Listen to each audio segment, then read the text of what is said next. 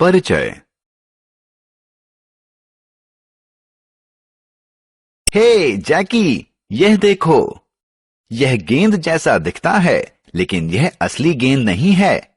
फिर यह क्या है? हैरी, यह फुटबॉल की छाया है। यह इसलिए बनी है क्योंकि फुटबॉल ने सूरज की रोशनी को अवरुद्ध कर दिया है। इसलिए आओ, अब छाया और इसके बनने के बारे में कुछ जानते हैं। आओ सीखें। छाया को पहचानना, छाया के निर्माण का कारण बताना, प्रकाश के स्रोत के आधार पर छाया की दिशा जानना। छाया। नमस्कार दोस्तों, सबसे पहले यह चर्चा करते हैं कि छाया होती क्या है। दरअसल छाया एक अंधेरा क्षेत्र होती है जिसका निर्माण किसी वस्तु द्वारा प्रकाश के अवरुद्ध हो जाने के कारण होता है। आओ खेलें। सही गलत पर क्लिक करें। छाया एक अंधेरा क्षेत्र होती है। छाया का निर्माण तब होता है जब प्रकाश किसी वस्तु से पूरी तरह आर पार गुजरता है। छाया अपनी दिशा बदलती है। आपको यह जानकर आश्चर्य होगा कि प्रकाश के स्रोत की दिशा बदलने के साथ ही छाया की दिशा भी बदलती रहती है।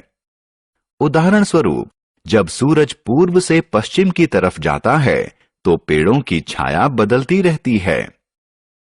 दिन भर में कभी यह छोटी हो जाती है, कभी बड़ी हो जाती है। आओ देखें यह कैसे होता है। सुबह के वक्त छाया।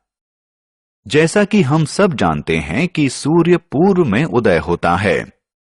सुबह सूर्य पूर्व में होता है, इसलिए चीजों की छाया पश्चिम की तरफ बनती है। अब जरा इसकी लंबाई देखो। ज्यों-ज्यों सूर्य पश्चिम की तरफ बढ़ता है, छाया का आकार बदल जाता है। दोपहर के वक्त छाया।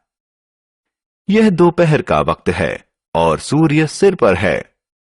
क्या आपने इस पेड़ की छाया पर ध्यान दिया? पेड़ की छाया अब छोटी हो गई है। शाम के वक्त छाया।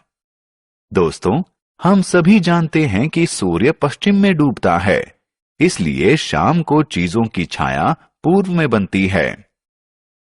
इसलिए दोस्तों, हमने देखा कि जैसे जैसे सूर्य अपना स्थान बदलता है, वैसे वैसे किसी छाया का आकार भी बदलता है।